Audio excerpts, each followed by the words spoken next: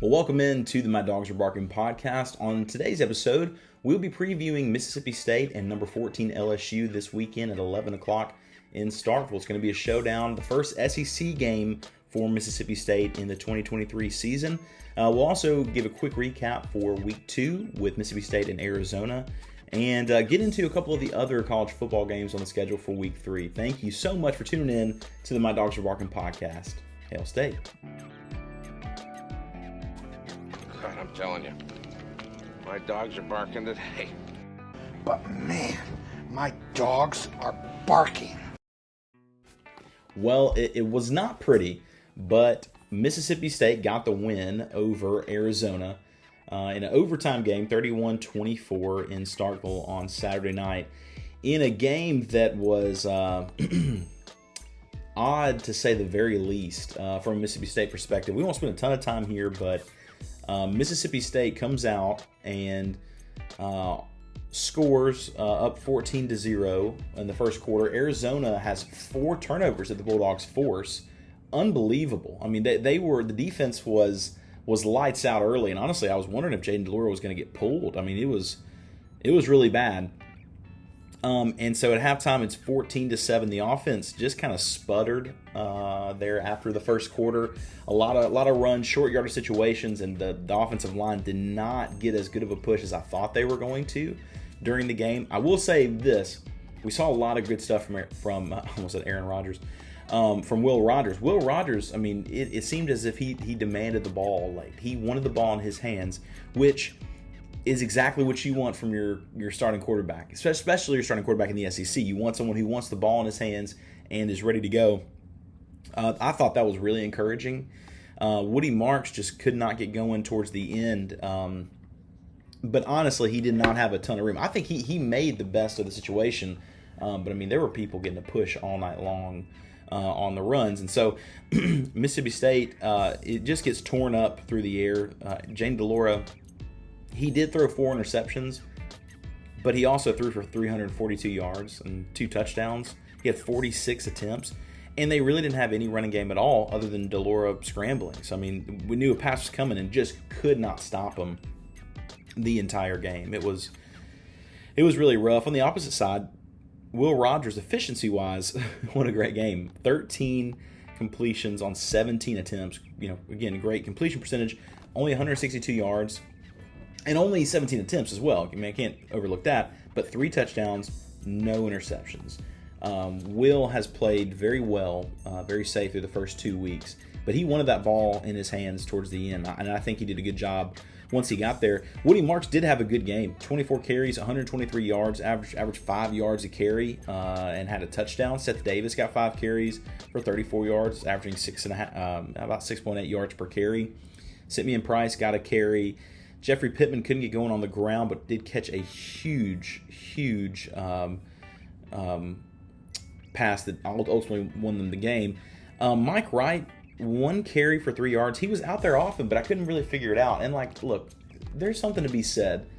I know fans are like, why didn't they do this? And are they dumb? Or does the coordinator not know what he's doing? And, these guys are coaching on the highest level of college football.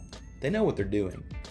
The question really is, do I understand what they're doing? And I don't. I didn't understand why Mike Wright was out there, and then he just kept handing the ball off. And maybe he was a decoy. I don't know, but he was so efficient and so explosive in the southeastern Louisiana game that I thought he was going to get going in this game, and he just never did. Tulu Griffin, 5 catches, 83 yards. Quavius Marks, 4 catches, 32 yards. Jeffrey Pittman only caught 1 pass, but it was the biggest reception of the game, 29 yards for the touchdown there in overtime. Jet Johnson, an unbelievable game. 7 tackles, 4 assisted tackles, a sack, 2 interceptions. Buki Watson also got an interception. Sean Preston got an interception.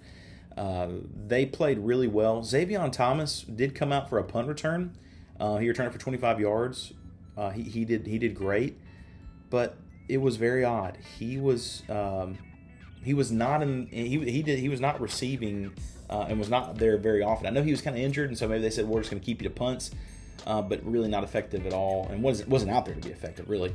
Creed Whittemore had a huge game in week 1. week 2, whatever you want to say. Mississippi State's first game of the year. This week 0 stuff throws me off. Then, all of a sudden, you've got Creed Whittemore not getting. I mean, he didn't record a stat. He didn't catch a ball. Did not run the ball. Very odd. I don't know. And I did have the question. Okay, are they saving something for LSU? Possible, because they saw how well the defense was playing early and thought, well, and remember, Arizona also, they milked the clock. I mean, DeLora did a good job. He'd scramble for a first down. They threw a couple intermediate passes, and so they kept the ball for a while in this game. Overall, time of possession, that Arizona won the time of possession by almost 6 minutes. Third down efficiency, they were not great. We were worse. Just tough. Yeah, they ran 72 plays. We had 56. Our penalties were really bad. 9 penalties for 90 yards. And so overall, Mississippi State gets the win in a game that was really close. And Zach Arnett even came in the press conference, or in the post-game interview, which was a funny interview, and said that, or not in the post-game interview, in the post-game press conference. Sorry, the interview was funny, but the press conference, he mentioned, like, he did not do a good job of game planning. The coaches did not do a good job of kind of running a plan together that would be effective enough. And the players just showed out. That senior leadership, the redshirt graduate seniors really showed out in this game, and you could tell. So Mississippi State picks up the win. Listen, all things considered, they're 2-0. They're 2-0. They want to. Arizona's a really good team. Arizona's going to beat a lot of teams with Jaden DeLora just being purely athletic. That the play at the end, while we're excited that Jaden DeLora was down and it wasn't a first down, it was insane that he got that close to getting the first down. Should not have happened. The concern, I think, coming out of here, the offense, I think, is going to get figured out. I'm not really worried about that. I think they've got some tricks up their sleeve. But there was no pass rush all night long. And I know in the first half they tried to get a pass rush, and then he would just step up in the pocket and run, or step up in the pocket and make a quick throw. And so I think their adjustment was to tell them to don't get beyond the depth of the quarterback. And so they want to stay in front of him. Well, he didn't run that much, but they could not get to him, and he kept the play alive long enough that those receivers got open. So they got to figure out a pass rush. Deshaun Page, the guy took the spot of Tyrus Wheat. I think is a guy they need to step up. But we go to this week. We go to LSU and Mississippi State, and this is a big one to start with. This is an 11 a.m. kick, so get there early and be ready to be rowdy. LSU coming off, a big win. Well, I say big win. Big in terms of how many points they scored against who in the world did they face this week? They faced it was a Division II team, and I'm not seeing it for some reason, but that is okay. Grambling. Yeah, they beat them 72-10. And yeah, offense looked great. Whatever, they did very well. That's fine. But it's going to be interesting to see how things shake out. They obviously got beaten bad in the first game. They lost 45-24 against FSU. They were outplayed. They were outplayed significantly. It was pretty bad. And now they're coming to Starkville. They want and need a win, but as you can guess, everybody's picking LSU in this one. LSU, the ESPN predictor has LSU as 67.5% chance they're going to win. They are currently, it was the point spread was 9 points. It's now 10.5 for LSU to win this game. And I get it. They're good. Jaden DeLora is a hurt Mississippi State. Jaden Daniels is a guy that can also hurt Mississippi State. I don't think he's as athletic. He's certainly a better passer, more accurate passer, rather, I should say, than Jaden DeLora. But Mississippi State, hey, listen, something to take into consideration here. Mississippi State's got some confidence on their side. They just beat a team that is really good. They have now won 5 games in a row, going back to last season's win over East Tennessee State, and then they beat Ole Miss, of course, beat Illinois, beat Southeastern Louisiana, and then just beat Arizona. Not as big of a deal, but I'm just saying, LSU has lost 3 of their last 5. So just something to, something to keep in mind. They lost 3 of their last 5 games dating back to last season. They lost to Texas A&M, then they lost to Georgia. They beat Purdue in the bowl game, but then they lost to Florida State. So I'm just, it's not nothing. But overall, Mississippi State's going to have to get a pass rush on Jalen Daniels. Otherwise, he is so accurate that he will really hurt, and he's a good decision maker. I mean, he just doesn't throw a ton of interceptions. So far, in fact, this season, he is, he's got 615 yards. He's 40 of 61, 6 touchdowns. He only has 1 interception. Comparing that to Will Rogers, Will Rogers is 33 of 46, 389, 5 touchdowns, no turnovers, which is something. LSU's leading carrier is Logan Diggs, and Logan Diggs has 15 carries for 115 yards. Very good thing there. He's got a touchdown, but Woody Marks, man, 43 carries, 250 yards, 3 touchdowns so far. Really impressive. Really impressive. LSU's defense, though, is something not something to brush over. LSU's defense so far is giving up about 407 yards per game, and they're allowing 150 yards running the ball. They're allowing almost 260 yards through the air. Will Rogers and his confidence has got to take advantage of that. I mean, this is a game where I really think we can see who Will Rogers is in this offense. I get it. When he's pulling those read options, he's not fooling anybody. And on a RPO kind of situation like we've had it a few times, no one's fooled. He's not one of the options running the ball, and that's fine. But he can really do something special in this game. And this team is a very balanced team for Mississippi State. We were averaging 416 yards a game, 194 pass, 221 run. A lot of balance here.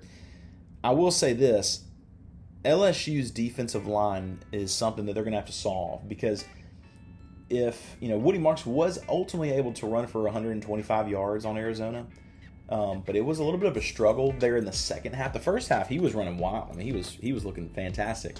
In the second half, it was a problem, and that's against an inferior defensive line compared to LSU. LSU's just got some great players on the defensive line, great players.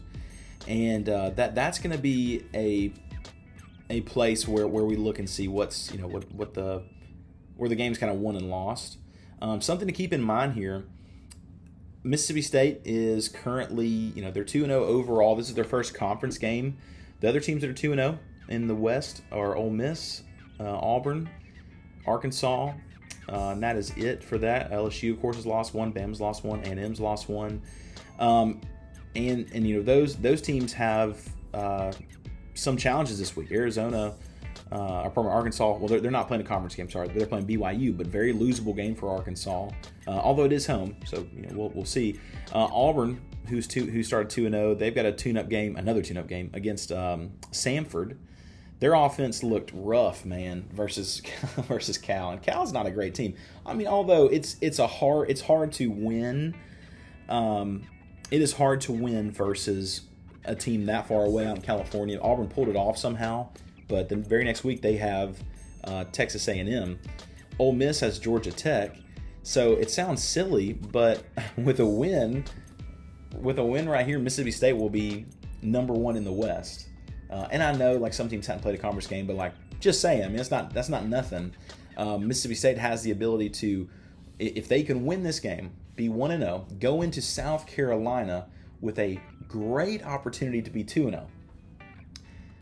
And now all of a sudden Mississippi State is starting themselves off well, but they've got to win this game first. This is a huge game.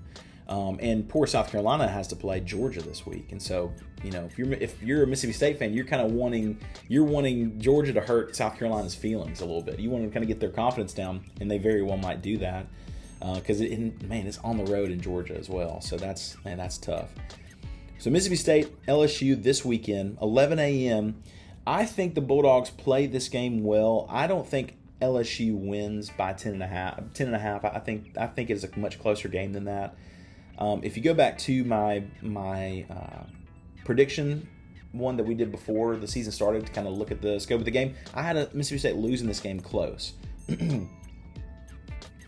And I still think Mississippi State is not – I don't think they're going to find a way to win this game. That Arizona game concerned me with some things on defense. It's not panic mode, but like LSU – I get it. LSU lost to Florida State pretty bad. Florida State's a really good team. Really, a really good team.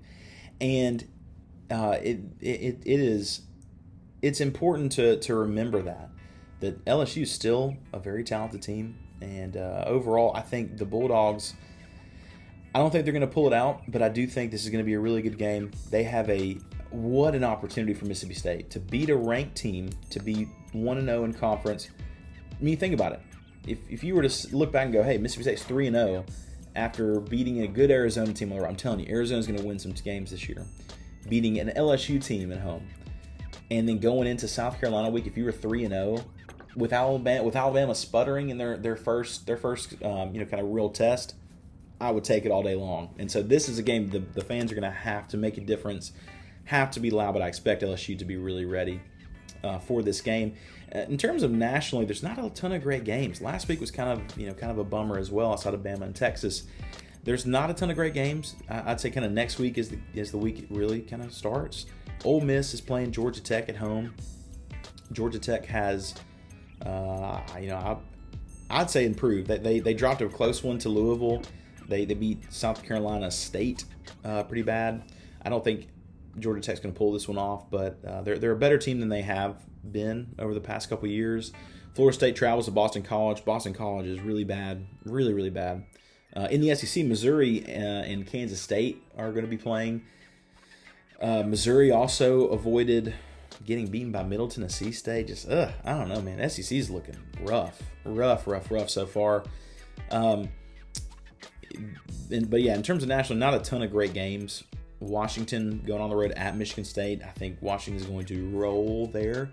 Tennessee is going to go on the road at Florida, and Tennessee didn't look great either. So it's going to be interesting, man. It's going to be really interesting. Then you got Colorado versus Colorado State. College game day is going to be there. That's going to be a prime time game for Prime, and man, that should be fun.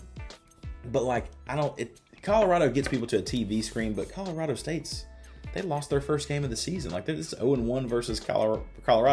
And Colorado State didn't just lose the first game of the season. They got dominated by Washington State. It's 50-24. It's bad. But that is okay. If you're a Bulldog fan, you have some major cheering to do here. If you're an SEC fan, we're kind of licking our wounds a little bit. It was just a tough week. It really was. And then I did want to touch on this. What in the world is going on with Kentucky? I know obviously Liam Combs had some health scares. Goodness gracious, we hope he's able to return and be 100% immediately. I want him to be okay. But in terms of just kind of reviewing the game, Kentucky looked pretty bad versus Eastern Kentucky, and I don't know, man. They might just be kind of playing with their food at this point. They might just be wanting some type of challenge. And Akron, the Fighting Joe Moorheads, is a scrappy team. But man, they almost lost to Morgan State. They had to have a last minute scoop and score to win. They almost beat Temple on the road, but man, Temple's really bad. And now they go on the road against Kentucky. And I'm sure Joe Moorhead will have some tricks up his sleeve, have some things ready to go. I'm sure Kentucky's going to win that one by multiple touchdowns. But there's got to be some level of concern about Kentucky. They're lacking some juice overall, and maybe it's just taking them a minute to get started on it. Devin Leary is a super super-talented guy. He's already thrown for 540 yards, 5 touchdowns. Ray Davis is running the ball really effectively. Tavion Robinson has caught for 174 yards. Trevin Wallace, the linebacker, has been great through 2 games. Has almost 20 tackles. He's 19 tackles through the first 2 games. And so, I don't know. It's just it's interesting to look at this team and look at the first 2 games, and just it's a little discouraging, I think. But overall, I'd love to know your thoughts. How will the Bulldogs fare this Saturday? Are you going to the game? Hey, I'll say this about the game on Saturday in Starkville. SEC Nation's going to be there. That's going to be fun. It's going at the moment it says it's going to be 74 degrees and partly cloudy. It looks like it's going to be fantastic. Over under is 53 points scored in this game, and they think LSU is going to win by 10.5. So I'm excited to see what it's going to look like. Going to be a fun time, man. But yeah, by kickoff time on Saturday, looks like it's going to be about 76, 77. A little bit of a wind, a little bit of a breeze of about 8 mile an hour breeze. So I'm looking forward to it. Mississippi State, LSU this weekend. I hope everyone's excited. Hey, we're in the middle of college football season, so there can't be too many things wrong with that. But Hail State, and we will see you next time. Thanks for tuning in to My Dogs Are Barking.